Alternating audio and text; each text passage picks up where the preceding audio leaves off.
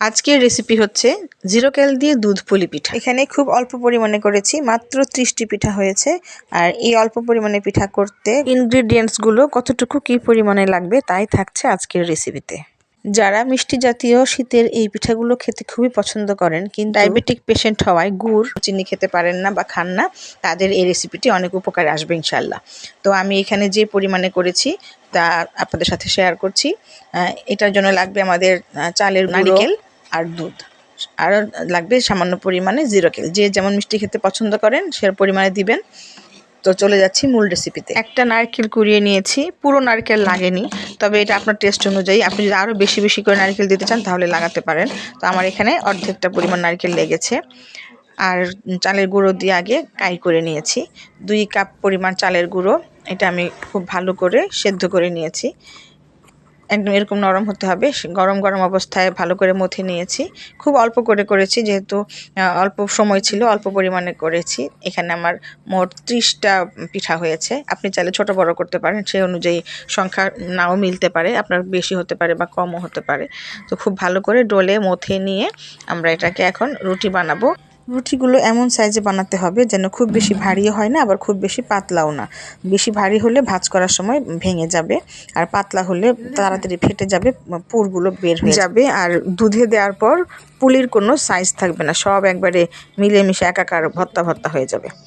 সেই জন্য রুটির ব্যাপারে সাবধান। এখানে আমি একটা প্রথমে পুর বানিয়ে নিব। এখানে আমি কিছু পরিমাণের নারকেল নিয়ে নিলাম অর্ধেকটা নারকেল। এখানে আমি যেহেতু আমি চিনি গুড় কিছু দিব না, জিরো ক্যাল দিয়ে করছি, এরকম জিরো ক্যালের শেষে দিয়েছি এখানে আমি 4টা। যদি কেউ আরও বেশি মিষ্টি খেতে পছন্দ করেন তাহলে আপনি আরও দিতে পারেন। এই পর্যায়ে এখানে আমি 1 চামচের মতো চালের গুঁড়ো মিশিয়ে দিচ্ছি। এখানে 4টা স্যাশে দিয়েছি, দেওয়ার পর খুব ভালো করে একটু মেখে নিলাম। এখানে আমি 1 চিমটি লবণও দিয়েছিলাম, এটা স্কিপ হয়ে গিয়েছে। 1 চিমটি লবণ, আর এখানে 1 চামচ পরিমাণ চালের গুঁড়ো, আর একটু সামান্য পানি, হাতছেটা পানি দিয়ে চামচ দিয়ে নেড়ে নিয়েছি। এটা একদম ঝরঝরে থাকবে, কোনোভাবে আঠালো হবে না। আমরা যখন গুড় দিয়ে রান্না করি তখন এটা আঠালো হয়ে যায়, ধরতে খুব সুবিধা হয়, আর পিঠার মধ্যে ভরতেও সুবিধা হয়। রুটিটাকে ছোট ছোট করে কাটবো, কেটে নিয়ে নারকেলের পুর দিয়ে আমরা এটাকে ভাঁজ করে নিব পুলির মতো, তাহলেই পুলিগুলো রেডি হয়ে যাবে। তো আমি রুটি তৈরি করে নিলাম। এবার আমি একটা গ্লাস দিয়ে রুটিগুলোকে কেটে নিচ্ছি। এই সাইজ হলেই আমার জন্য সুবিধা হয়, এই বেশি বড়ও না আবার খুব বেশি ছোটও না। এই জন্য একটা রুটিকে আমি এভাবে কেটে নিয়েছি। এখান থেকে আমি 8টা 9টার মতো রুটি ছোট করে কাটতে পেরেছি। এবার এগুলোতে আমি পুর ভরে পুলি বানাবো। রুটির কাটা অংশগুলো খুব ভালো করে চেপে আবার রেখে দিব আগের কায়ের সাথে, এগুলো দিয়ে পরে আবার রুটি বানাবো। এবার যে কয়টা হয়েছে সেগুলোতে পুলি বানাবো, কারণ এগুলো বেশিক্ষণ রেখে দিলে শুকনো হয়ে যাবে এবং ফেটে যাবে, এই জিনিসটা খেয়াল রাখতে হবে। এবার আমি একটা রুটি নিয়ে নিলাম, রুটির টুকরো।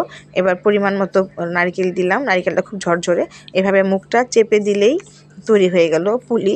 তবে এভাবেও রেখে দেওয়া যায়, আবার এটাকে আমি একটু ডিজাইন করে নিব। ডিজাইন করে নিয়ে মুখটাকে খুব ভালো করে সিল করে দেব। এভাবে একটা করে চাপ দিব, আবার একটু মুড়িয়ে দেব, আবার একটু চাপ, আবার একটু মুড়িয়ে দেব। এভাবে করলে পুরোটা মুড়িয়ে নিলেই তৈরি হয়ে গেল আমার নকশা করা পুলি পিঠা। এভাবে করলে মুখটা খুব ভালো করে সিল হয়ে যায়, আবার দেখতেও খুব সুন্দর লাগে।